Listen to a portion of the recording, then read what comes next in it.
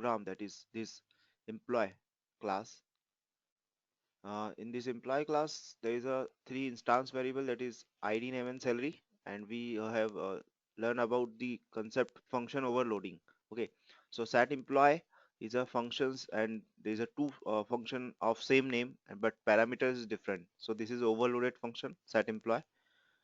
So set employee function is generally initialize that instance variable when we calling that function, and get employee is used to print the values of that instance variable. And from the main function, that is the right part of the slide, we create the object. So before creating the object, we need to create the references. So employee E is a references, and when we creating the object using new keyword new employee, then it will allocate memory to the all the instance variable ID, name, and salary. And this memory is assigned into the E references using assignment operator. Okay, so it will become object when E pointing to some memory, then it will become the object. And we initialize this object using setter function, so we call set employee, and for accessing the value we call the getter functions. So on the second object, employee E1 equals to new employee, so we can call the overloaded function also with the parameters. So firstly it will check the what is the name of function set employee. After that it will check how many parameters there. With three parameters there. After that it will check what is the type of parameter. So for integer, string, and double. So integer, string, and double. After that it will check the sequence of parameter. So after resolving these all four things, first name, then number of parameter, type of parameter, and sequence of parameter, it will invoke the overloaded function. And after that we call the get employee function for accessing the value. So this till this topic we have discussed earlier. Any doubt in this program? No. Okay. So till now we have learned how to create a class, how to create an object, and how to initialize the object. So how to create an object? So if there is an employee class, so object creation for the employee class is employee E equals to new employee. Okay. So in this one line, it will create the references first. After that, it will create object. Okay. And then how to initialize the object? So for initializing the object, there is a two way. First one by calling the setter function, as we have done in our previous program, we calling the setter function. Okay. Second way for initializing the object, that is by constructor. Okay. So one more concept for initializing the object, that is constructor. Now what is the constructor? So constructor is used to initialize the object like setter function. Okay. Name of constructor must be same as name of the class. Difference between constructor and function is that there is no return type. Every function must have return type, void, int, anything, but constructor doesn't have any return type. And constructor always automatically called. Okay. In case of function, we need to write the syntax for calling the function, just like object name dot फिर function name. After that function name, after that it will invoke the function. But constructor automatically call. We never call constructor explicitly. And constructor is overloaded, and type of constructor is copy constructor. Let's see in the program. I'm writing a program of constructor. So I'm writing same program.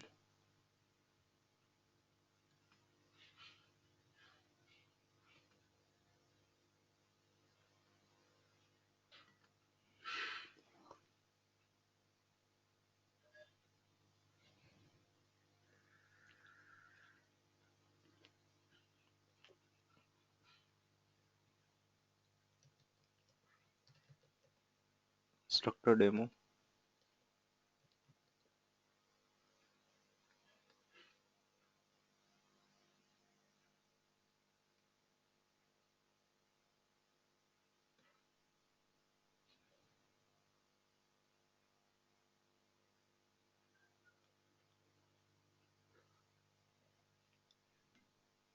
So I have created cons demo class in one another package. Okay, test, because employee class is already present in default package. That's why I'm created one new package. New package means folder test, and in that cons demo. and I'm copy paste the same program, employee.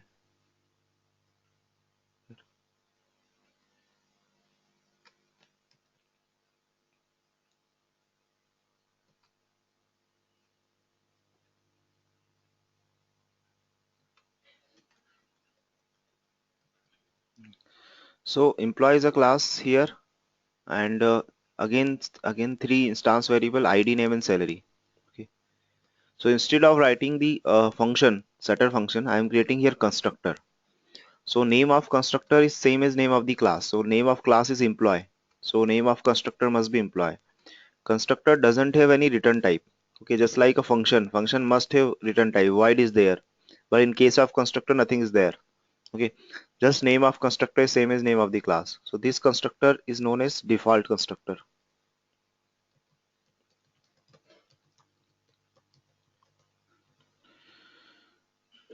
A constructor like function constructor can be overloaded. Okay, so one I am creating one more constructor employee, but this constructor is a parameterized. So this is parameterized constructor. So this is default constructor and this is parameterized constructor. And void get employee. Get employee is a function because return type is there, and name of function is not same as name of the class. So this is a function. And after that from the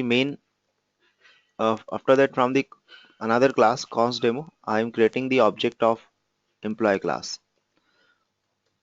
So it may be possible this main function is present in the same class, means we can write the main function in the employee class also, or we can write the main function in the another class also. It doesn't give any error. So here I'm creating the object e1 equals to new employee. So constructor called automatically when object is created. Okay, so this is the object, we are creating the object, so it will check that no parameter here. Okay, new employee, and with the employee class name here there is a no parameter, so it will matches this default constructor. Okay, and automatically object is created, memory will be allocated using new keyword with the ID, name, and salary, and that variable will automatically initialized by, because this default constructor called implicitly, automatically this default constructor will be invoked, and this constructor initialize this object. Okay, so now we can if you want to check the values is inserted on or not, we can call the getter function for check get employee. So in this program number of lines reduces. Okay, in the last program we need to create setter function, and we need to explicitly call that setter function, means we need to write the code for calling the function e1 dot set employee. But in this program, okay, we no need to call the function because no setter function is there, constructor is there, that is automatically called when object is created. Okay, if you want to call the parameterized constructor, so I'm creating one more object e2, and I am passing value from here because there is a integer, string, and double ID, name, and salary.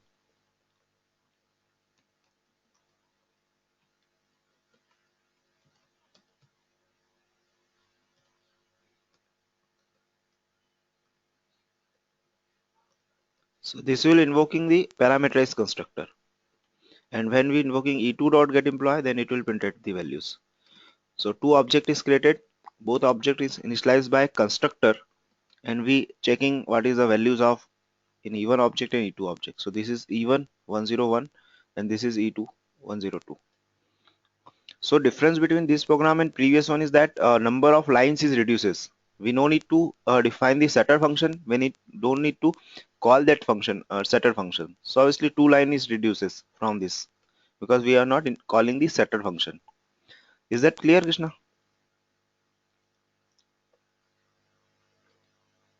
Yes, it was clear. Okay. So constructor is used to initialize the object. Okay, once again I am explaining the theoretical. Constructor is used to initialize the object. Name of constructor must be same as name of the class. Okay. Constructor doesn't have any return type. Constructor can be overloaded. Yes, we are overloading the constructor here. No parameter. Here is a three parameter. And constructor call automatically when object is created. No need to call the constructor explicitly like function. Okay, but function must be called explicitly. If you didn't write this statement here, if you don't write this statement here, even dot get employee, then obviously get employee function will not call automatically. Okay, so constructor call automatically, but function call need to be called. And there is a three type of constructor. First one, default constructor. This one, the second one, parameterized constructor, and third one, copy constructor. So copy constructor I will explaining after some time. Firstly, now what is difference between constructor and function? Let's see. So difference between constructor and function is that calling of constructor is always automatically, implicitly, but calling of function is always explicitly. Second difference, name. Name of constructor must be same as name of the class, but name of function may or may not be same as a class name. Means we can write the function name as a class name. It doesn't give the error. So I am just removing the get here. Okay, just removing the get word here. So this is the name of function and name of class is same. So in that case, we need to call this getter means function like even dot employee. So it never give the error, means name of function may or may not be same as name of the class. Okay, but don't confuse that we are calling from here constructor. Okay, because constructor never called explicitly. So obviously these are employees be function void is there. Okay, so difference between this constructor and this function is only of return type. No return type in case of constructor, but return type in case of function. Okay, so name of second difference, name of constructor must be same as name of the class, but in case of function may or may not be same. And last third, return type, obviously constructor doesn't have any return type and function must have return type. Is that clear? All three difference? Yes, but I have one doubt. Yes. At the time of same name of the method, method name is same as the class name. Hmm? Then how we differ? Is it constructor or method? Yeah, return type, return type. Return type. Yes, void. See, Suppose it void. is a void. It's a void and nothing, no return type in the case of constructor, and here void. Uh, That is okay. okay, okay, got Constructor it. doesn't have any return type, but function have return type. Okay, if you're removing this void here, then obviously it will give the error. Okay, it will consider that this is also constructor and there is a two Understood. constructor. If there is a two constructor in this class, then obviously it will give the duplicate method. So it doesn't compile. If you write void, then it will understand that this is a function, not a constructor. Then no error is there. Okay. Okay. Now one interview question. Okay. What happened when we, yeah, one more thing before. Now, what is the similarity between methods and constructor? So similarity is that both can be overloaded. Okay, we have defined default constructor and parameterized constructor. Second, both have parameter list. Obviously, overloaded means we need to pass parameters. And third one, both contain block of code. Okay, so obviously both contain some body block of code. So that is similarity. Now, that is the interview question. What happen if you write name of variables, name of constructor, name of function, name of even name of employee? If you see in the main function, the name of object is also same as name of the class. So it will compile or not? Means everything is same.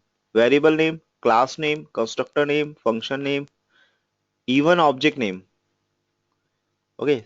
So it will compile or not? Actually, it's a very bad programming to write such kind of code, but it's just an interview question. That's why I'm discussing here. What happen if you write the all name is, as we see, if a function name and class name is same, so it doesn't give any error. Okay, and obviously constructor name is class name must be same, so no confusion I think in the case of constructor and function. Now question is that what happen if the variable name means instance variable name and object name is same as class name, so it will give error or not? What do you think?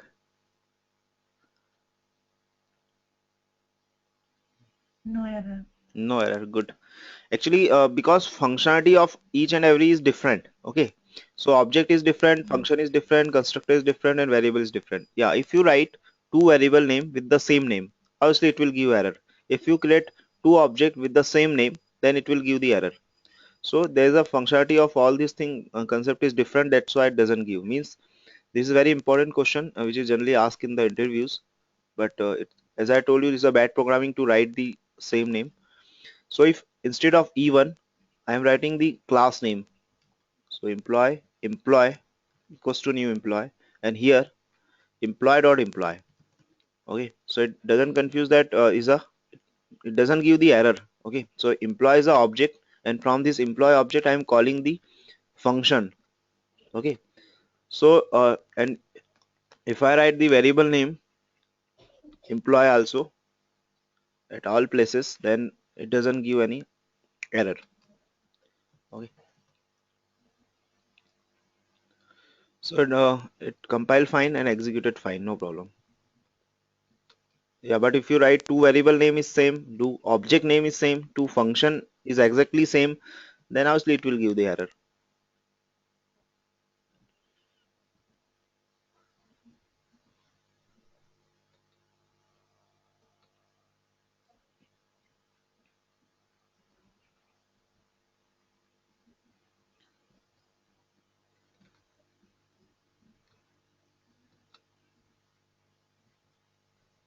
Okay, executed fine, no problem.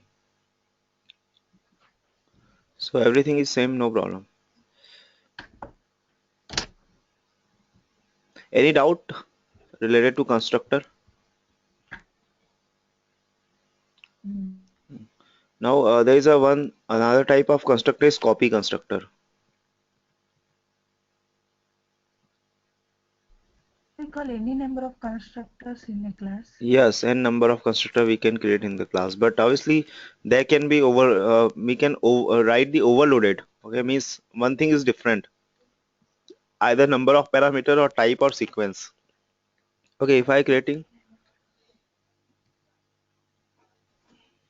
one more constructor here, but just sequence number of parameters same, but sequence is different, then it doesn't give any compile time error because this is overloaded constructor, no problem. Okay, it's working fine, no error is there.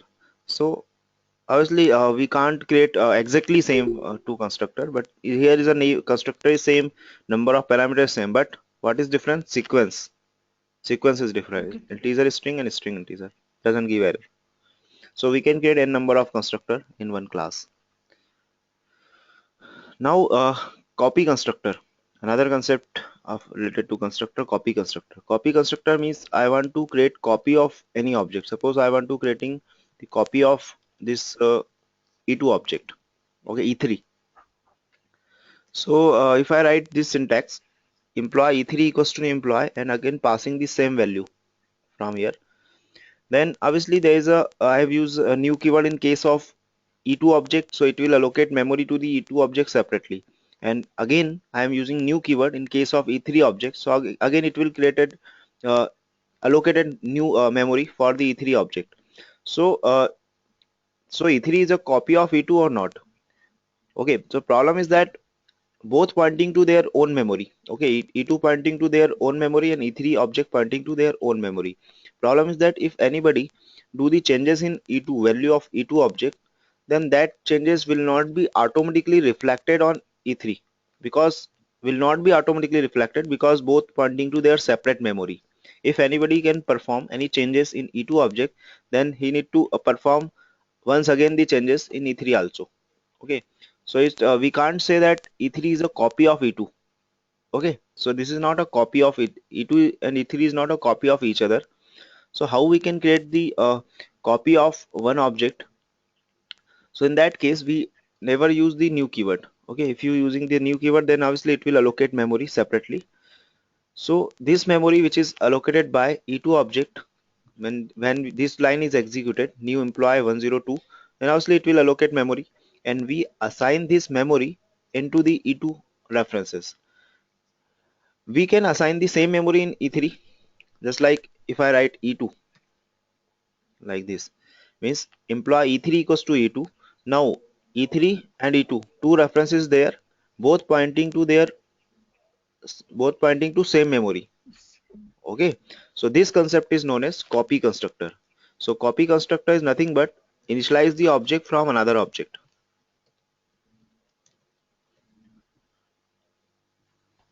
Copy constructor is used to initialize the object from another object. Okay, so obviously when I printing the get employee function, when we calling the get employee function with E2 object and E3 object, both printing the same value because both are references pointing to same memory. So now E3 become the copy of E2. So copy constructor is used to initialize the object from another object.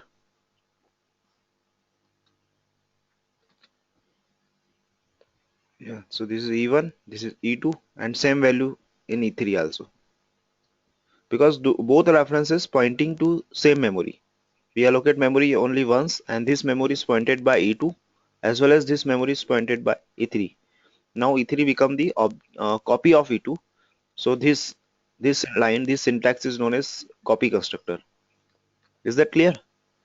Yes, it was clear. Okay. If suppose we call one at E3 address, then E2 value will come, right? Yes. Both value. If you call E2 dot get Um, employee, then both value must be same because both pointing to same memory.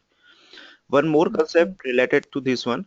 If two references pointing to their separate memory, just like in case of E1 and E2, both pointing to their separate memory, E1 pointing to their own memory and E2 pointing to their own memory. If two references is there and these two references pointing to their own separate memory, so this concept is known as deep copy. Okay. And if two references there that both is pointing to same memory, just like E2 and E3, both references pointing to their E2 and E3 pointing to same memory, so this concept is known as shallow copy. Okay, so this is concept of a deep copy and shallow copy. Okay, one PPT I have mentioned, I think this concept. Yes, this one. This deep copy versus shallow copy. Shallow copy means two references pointing to one memory.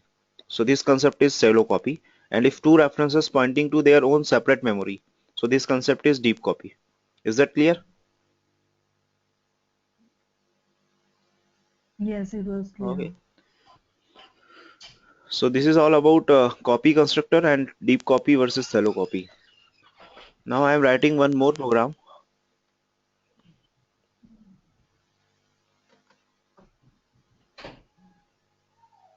related to constructor.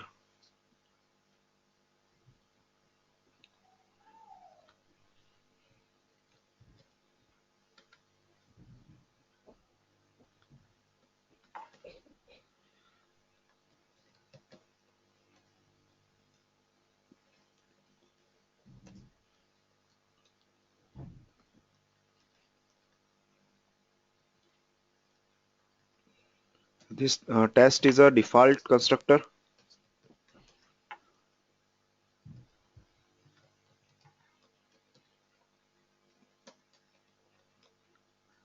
And one more constructor, if I passing one integer value, then this is a parameterized constructor.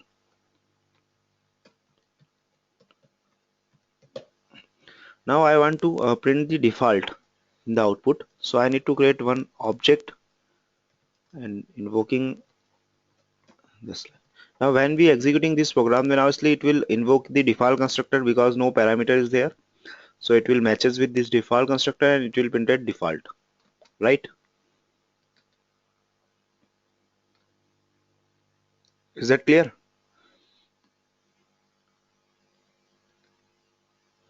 And if I pass some integer value from here, 10, then it will matches with parameterize and it will print at the values parameterize.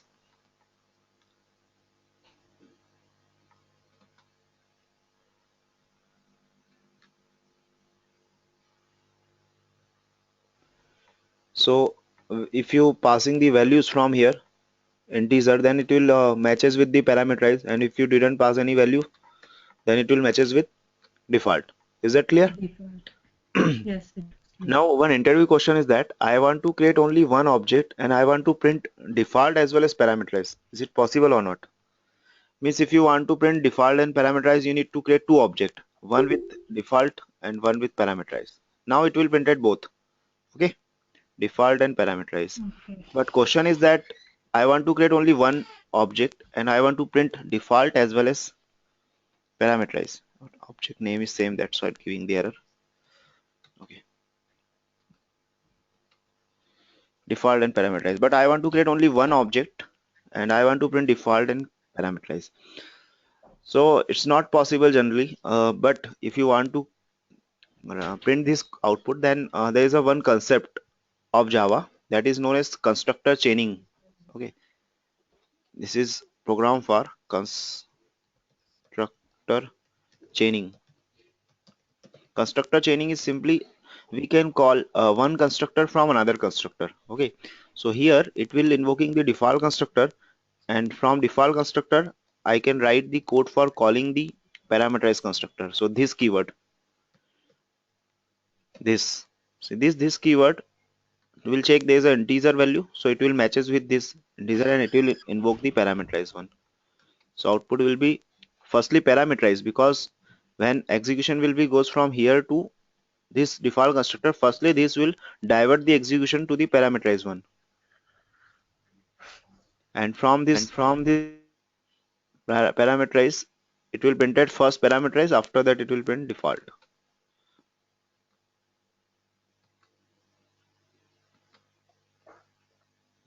Is that clear? Yes. So this keyword is used to call one constructor from another constructor. One more thing may be possible if you invoke the default constructor from here, so it will also work. So no parameter with the this, and here I am invoking the parameterized one. So firstly execution goes from here to parameterized one, and this divert the execution to the default one. So now output will be default then parameterize.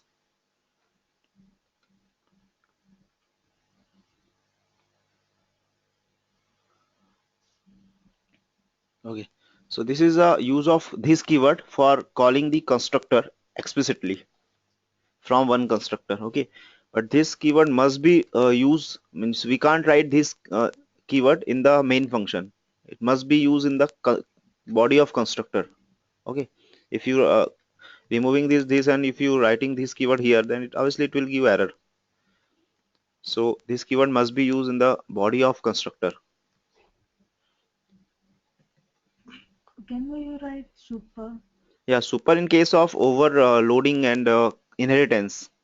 Okay, if number of classes is more than one, inheritance concept, we use the super keyword. But is here we are not Oh, learning inheritance. After that I will explaining inheritance and what is use of super keyword. Basically three use of super keyword in case of variable, function and constructor also.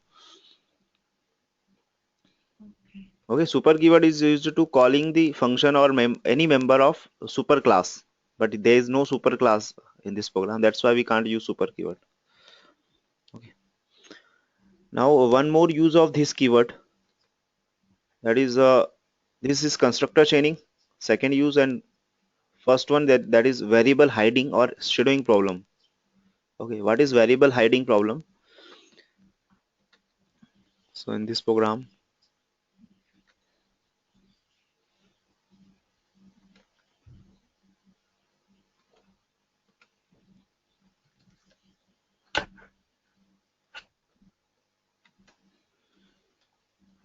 int x equals to y.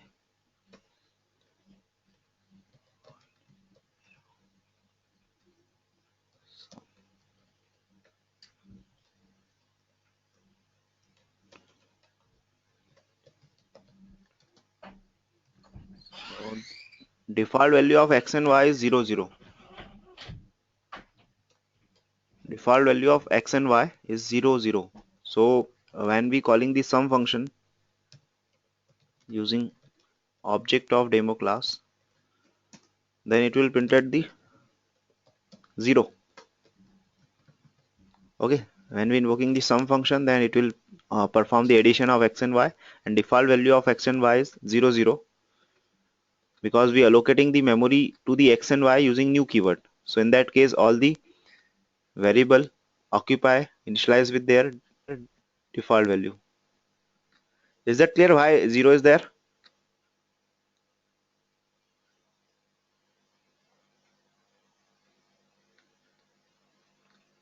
Krishna?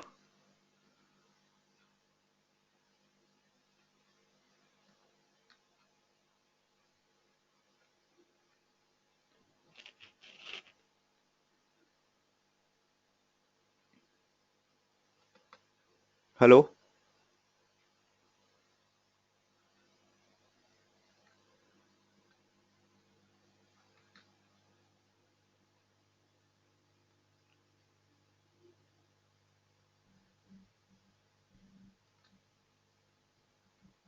Hello? Hello. Yeah, is that clear why 0 is the output? Yes, it is Okay. clear. And because all the variable, all the instance variable occupy their default value if we didn't initialize that value.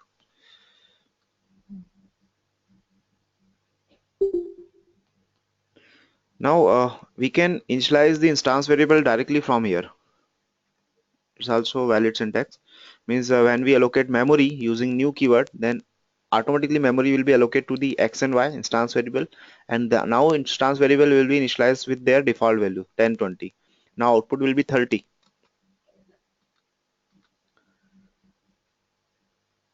Okay. Now I am passing some parameter from here, comma int b. Now what is the output?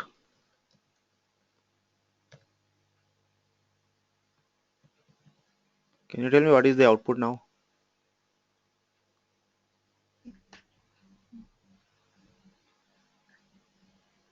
100. 100, right? Because Yes. 30, 40 is inserted in the a and b, and a plus b means 30 plus 40, and x and y 10 plus 20. So 100 it will print it. Right, no problem.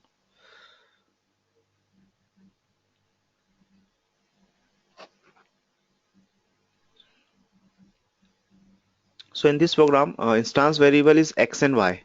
Okay, and one more type of variable in programming language, that is local variable. So what is local variable in this program? A and B. A and b. Yes, any variable which we initialize in the function body. So that variable is local variable. So a and b is a local variable. So what is shadowing problem? What is variable hiding problem? If your name of local variable is same as name of instance variable. Okay, so instead of writing a and b, if I using the same name x and y, 100 output. If I am using a instead of a and b, if I am replacing with x and y, so this problem is known as shadowing problem or variable hiding problem. Now what is the output? It will print at 10 plus 20 plus 10 plus 20, or 30 plus 40 plus 30 plus 40,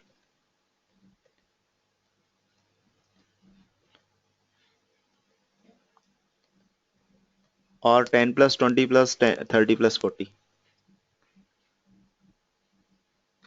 Can you guess what is the output now? 30 plus 40 plus 30 plus 40. Yes, it will tag the local variable. It will give the priority to local variable because this is 30, 40. So both x and y uses the values of local variable. So 140 is the answer. Now I want to use the instance variable, but problem is that when I'm using x and y, then it will always use local variable. So how we can use instance variable instead of local variable? So this variable hiding problem is resolved by this keyword.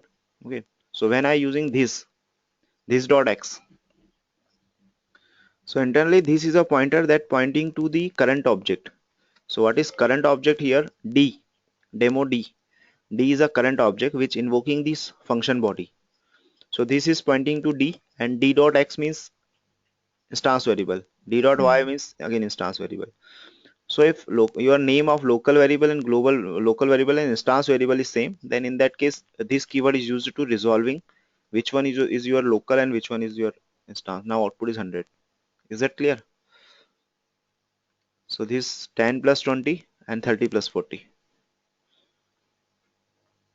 Okay.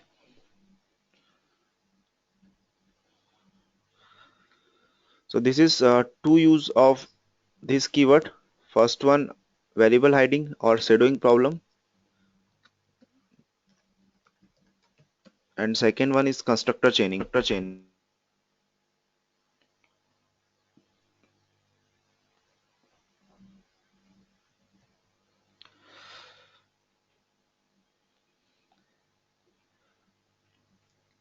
Yes, so after that, one more important concept of Java, that is Java memory management. Okay.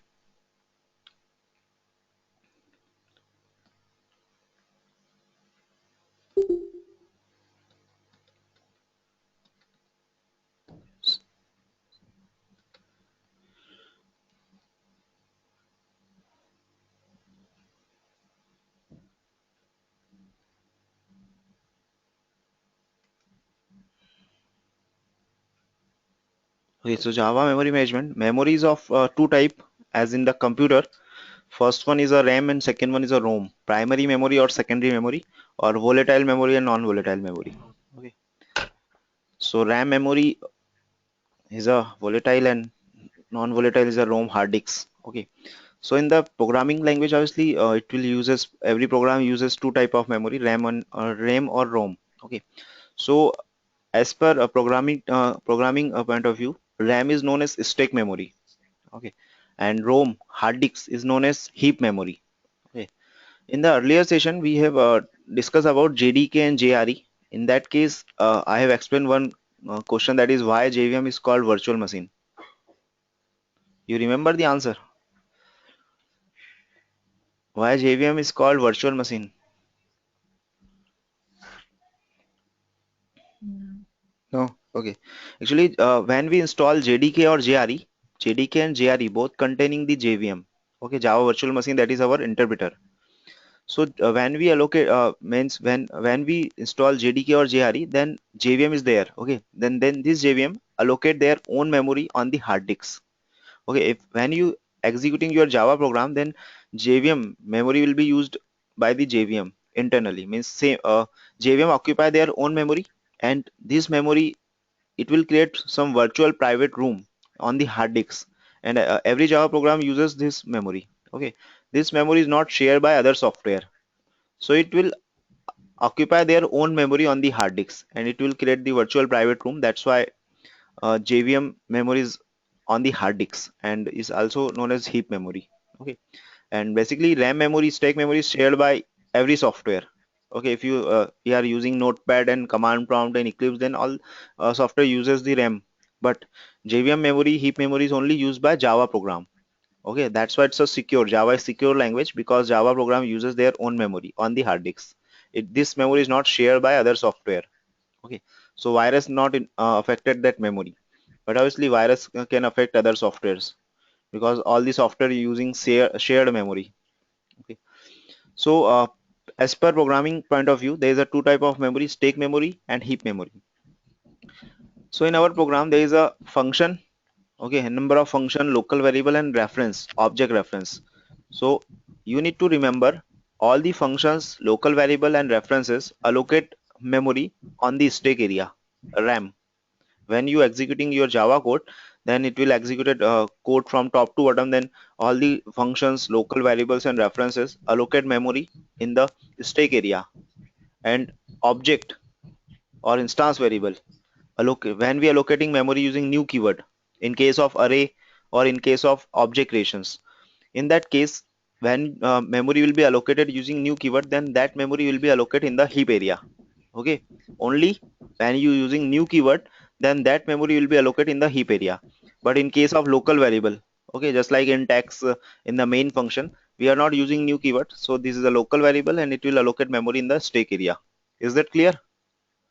Yes. Okay, Now I am explaining how Java program uses the memory internally when one program is executed from top to bottom. Okay, suppose this is a program class test. Two instance variable is there, x and y, and functions. One function is call that initializing the values of x and y with 10 and 20, and from call I am invoking the function sum. Sum When some function is invoked, then it will print at the addition of x and y. And main function, there is a one local variable z which value is 30, and one object is there, test t equals to new test. Okay, so test t equals to new test, it will create that reference first, test t. After that it will create the object. Okay, so test t, and then for object is created, and that object memory will be assigned to the reference t. And after that we calling the call function from t object, and one more local variable I. In the for loop, loop will be executed 3 times, 0 1 2, and it will print at the values of z, that is 30. 30 30 30 will be printed 3 times, and main is exit and class is exit. So there's no use of this program. I am just using all the concept, means local variable in this program is present, function is also there, and instance variable is also there. Okay, so local variable in this program, two local variables in this program, z and I. Okay, z is a local variable, right? Yes.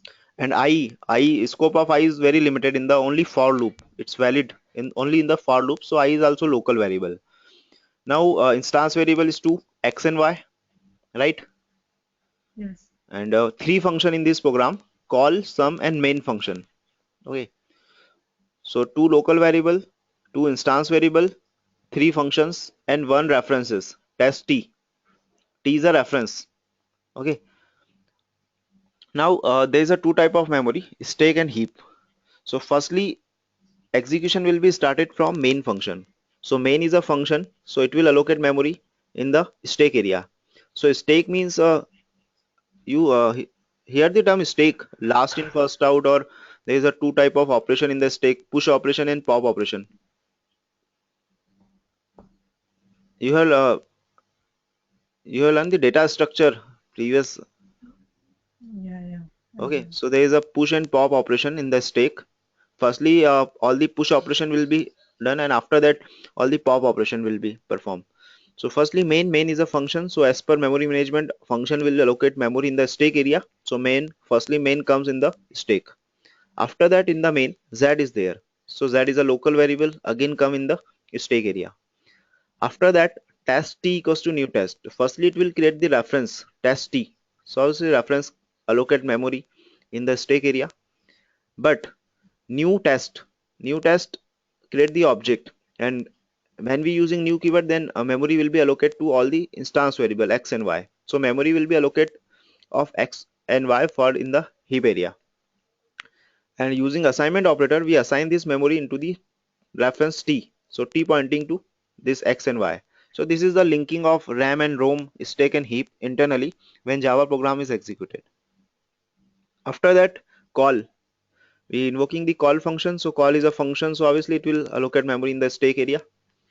After that call, it will initialize the values of x and y with 10 and 20, and it invoking the sum function. So sum is also function, so it will also allocate memory in the stack area.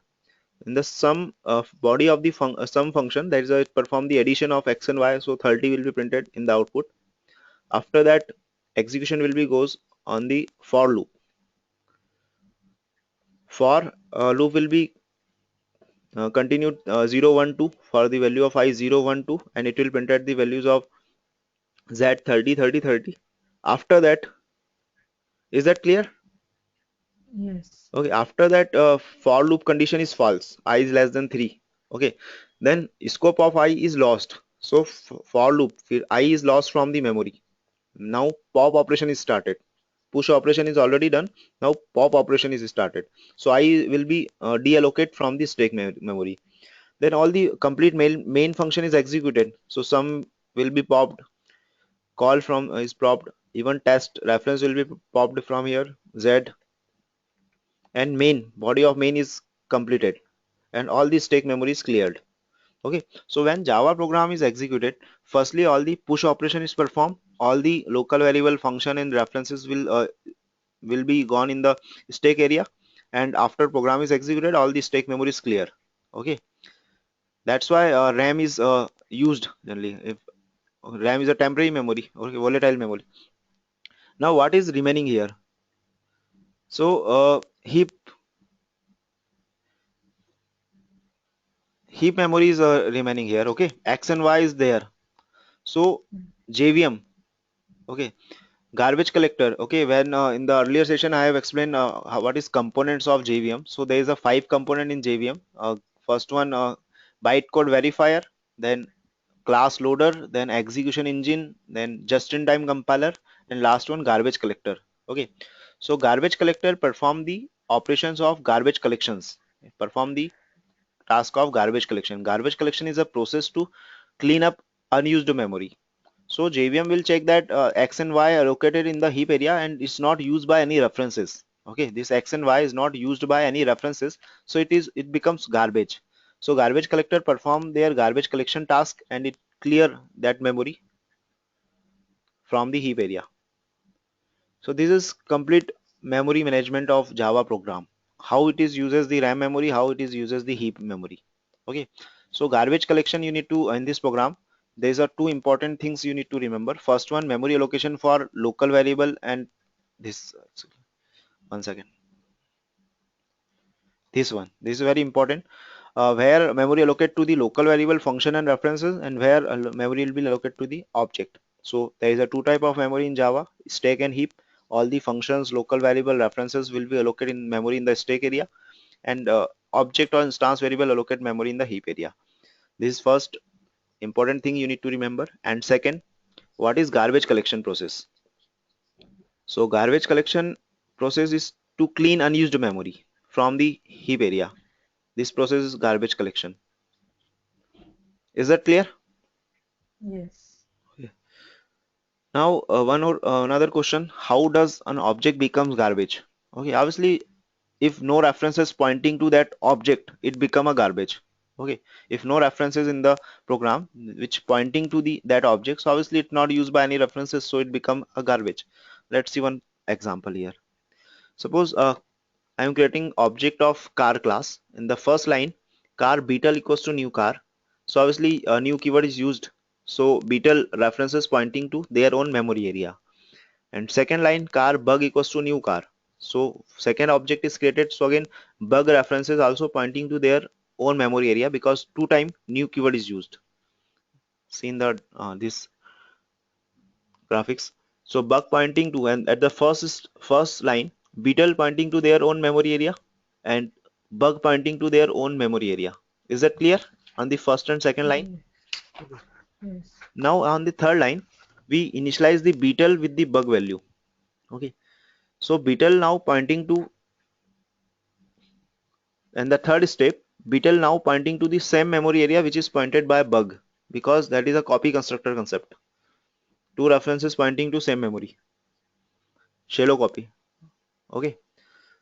So beat now, and the third step, we initialize the beetle reference with the bug object. So both beetle and bug pointing to same memory area. Now what about the memory which is allocated to the beetle object earlier? So it become garbage. Is that clear? Yes. So how does an object becomes garbage? When it doesn't pointed by any references, then it becomes the garbage. That's the concept. Okay. So that is all about Java memory management and garbage collection process. Now, one more question related to string. See, uh, there is a string s1 hello and string s2 again hello, and s3 equals to s1 means s1, s2, and s3 pointing to same memory hello. Okay. Now, s4, in case of s4 and s5, we have used new keyword. Two time new keyword is used in case of s4 and s5, so it will allocate memory for s4 and s5 separately, their own memory for s4 and own memory for s5. This is a program is related to what is difference between double equals to and equals method. Okay, Equals method we already use in case of I have write some program related to command line argument. In that program I have used equals method for comparing the values. Okay, string function we already discussed. So equals method is used to compare the two string, and double equals to we have learned in the earlier topic, comparison operator, if you want to compare the values. So this is a frequently asked question in the core Java interview. What is difference between equals method and double equals to? Okay, so see, double equals to means double equals to operator always compare the address. Double equals to operator always compare the address. So s1 equals to s1.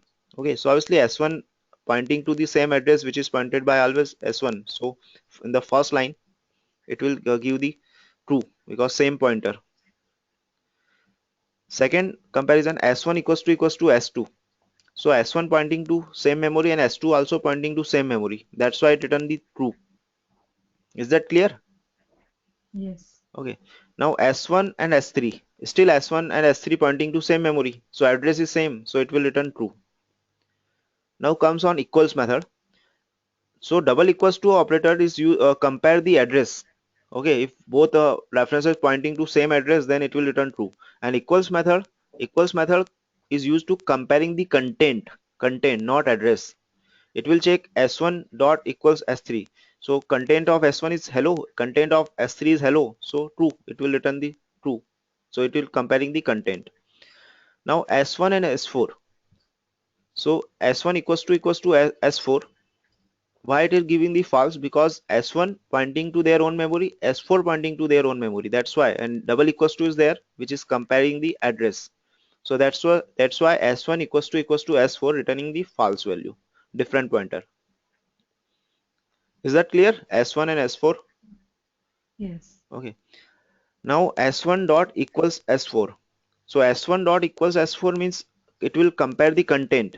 So content of S1 is hello. Content of S4 is hello. So it will return true because equals method always compare the content.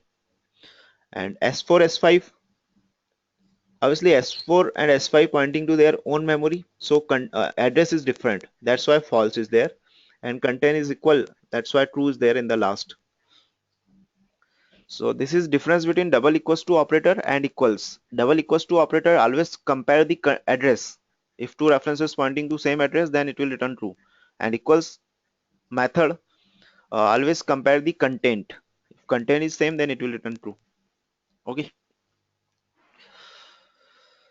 So I think this is enough for today's session.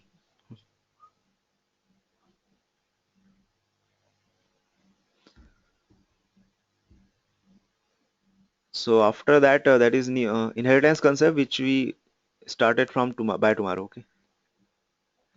Okay. Okay. Any doubt? The assignment. Today's No. assignment. Assignment. Yeah, I have given one assignment related to student class. Okay. Same program. Okay. You need to create using constructor. Okay. Okay. Yes. Okay. We will see you tomorrow. Okay. Bye. Thank you. Thank you. Bye. Bye.